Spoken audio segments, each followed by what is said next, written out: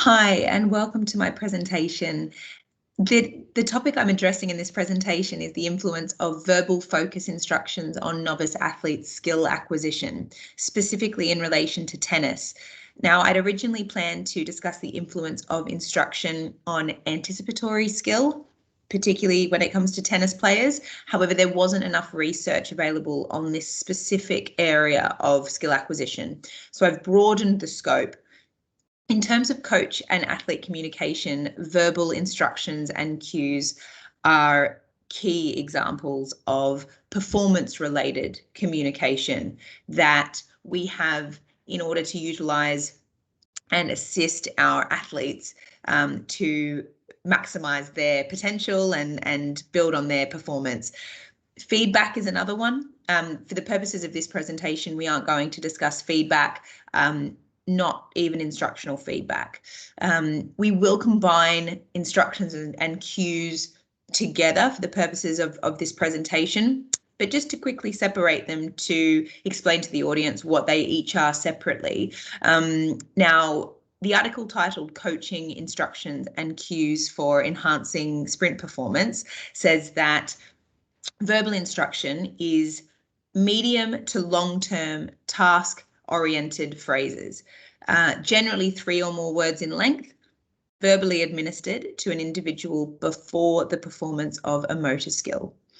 So medium to long task-oriented phrases.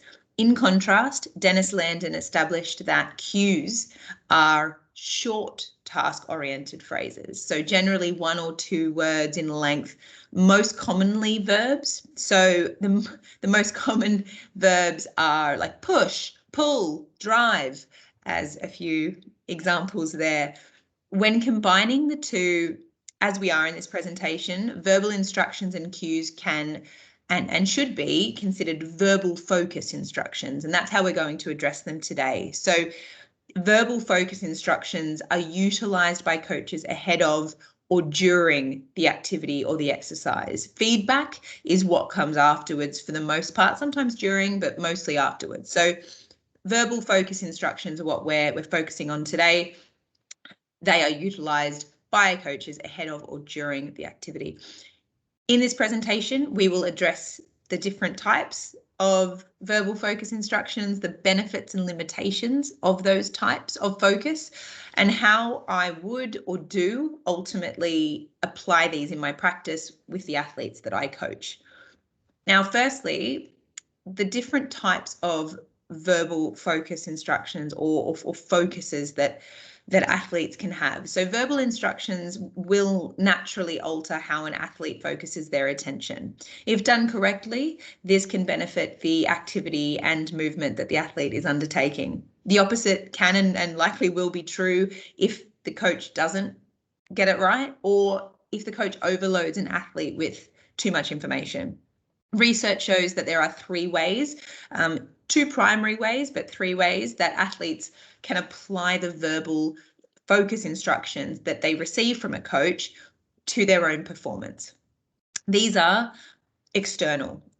Externally focused cues encourage an athlete to focus on the movement outcome.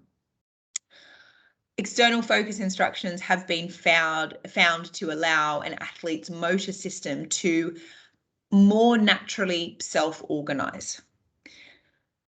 Contrastingly, internal, so internally focused cues or instructions, the commonality is that the coach is always referring to a body part, whether it's the hip, the knee, the ankle, it can be any body part.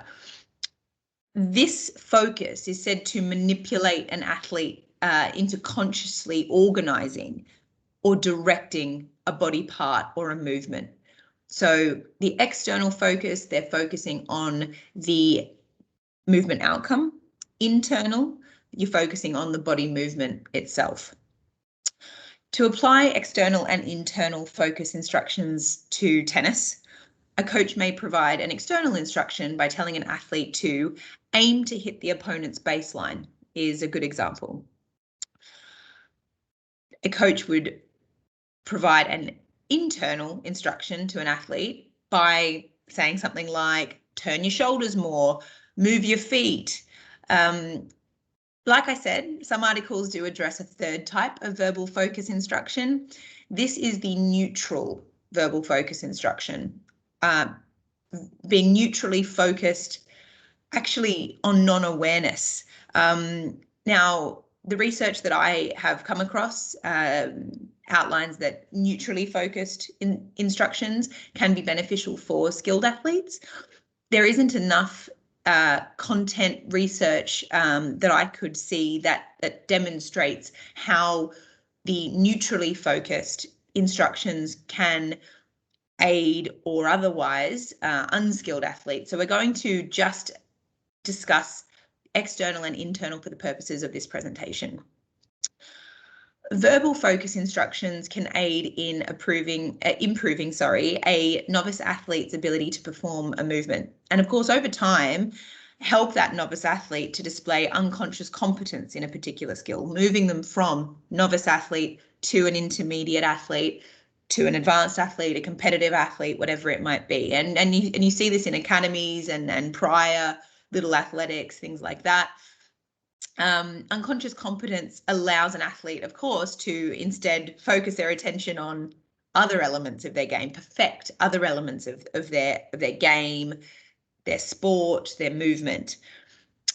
Naturally, more complex movement patterns in tennis, like the service motion, you'll see a lot of assistance comes by way of tactile cues and visual aids. They're incredibly important for teaching novice athletes. But from a coaching perspective, verbally communicating, with an athlete is equally vital and a necessary component of sport performance.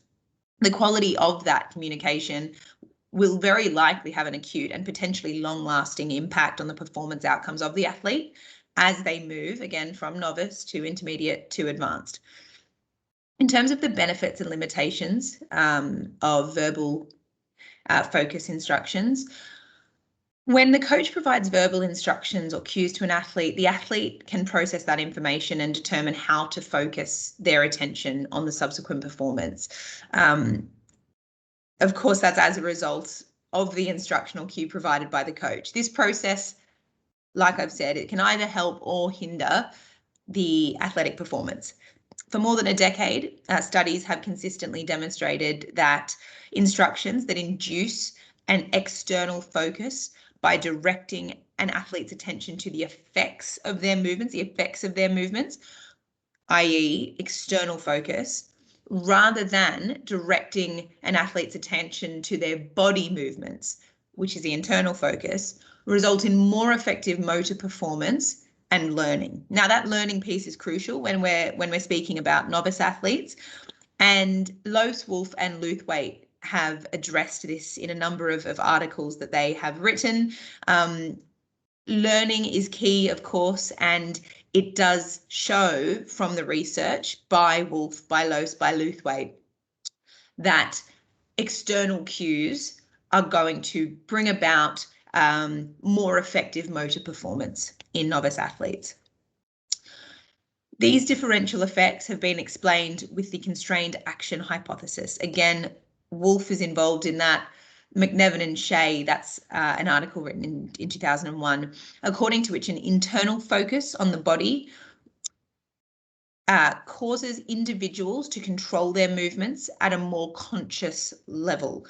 As a consequence of that conscious level, that conscious thought, individuals tend to constrain their motor system by interfering with automatic control mechanisms that have the capacity to control movements effectively and efficiently. In extreme cases, having athletes consciously controlling each of their body movements can lend itself to paralysis by analysis.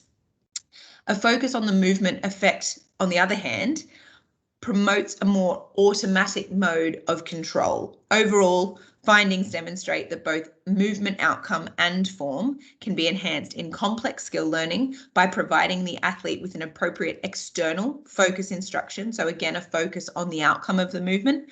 Moreover, they show that a single external focus cue can be sufficient to elicit an effective whole body coordination pattern. Now, when it comes to how I would or already do incorporate these verbal focus instructions into my own coaching. There is a great deal of compelling evidence that I've already listed off, suggesting that directing an athlete's focus externally is more effective compared to internally.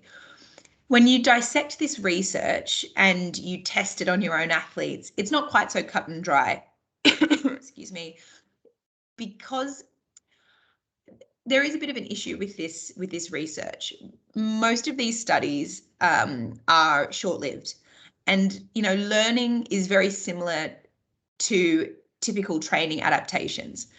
There's often a latency period, and at times a pretty lengthy one. So we're not quite sure if long-term retention and learning would be better served by external versus internal cues. We haven't been shown that yet. It's something that is missing from the research. Now, when we bring that back to my own practice and to tennis players as athletes and as my clients, do I think that a tennis player would improve their backhand down the line in the long run if all we focused on as a collective, as a coach and as an athlete, was on the target? So in this instance, the target is the line. No, improving feet, hip and elbow position during the movement, that's going to help the backswing. That will absolutely help the player to strike the ball better. Of course it will. Knowing how to position an athlete to maximize their potential is important. And of course, verbally explaining to that athlete is incredibly important, particularly at the beginner level. Of course, giving internal cues may result in the athlete tensing up certain muscles, but that's initially. Over time, and again, time comes into this, as movement becomes automated and as these athletes move from novice to intermediate to advanced, they have the ability to add things like, spin and height to their shots. And at that point, their muscles will relax. At that point, you can start to focus on the target with the athlete, start to focus on that down the line, that movement outcome. I've certainly been guilty of loading up athletes with internally focused cues and instructions, turn your shoulders, move your feet, bend your knees. How does a player interpret a cue like move your feet or bend your knees? How low should an athlete be bending? At what degree, at what point in the movement? As you can see, this cue and these cues can be interpreted in a number of ways depending on the athlete and the context. So doing all of this research has actually shown me that it's more important to, it isn't about not using these cues. These cues are important. What isn't effective is the breadth that you're kind of giving with this cue. You have to be much more specific in giving this cue. For example, if I want my player to initiate more forceful hip and trunk thrust towards an oncoming ball, I would want them to load the rear leg on the forehand side. Instead of saying bend your knees, I would say put more weight on that rear leg during your setup, then use it when accelerating to the ball.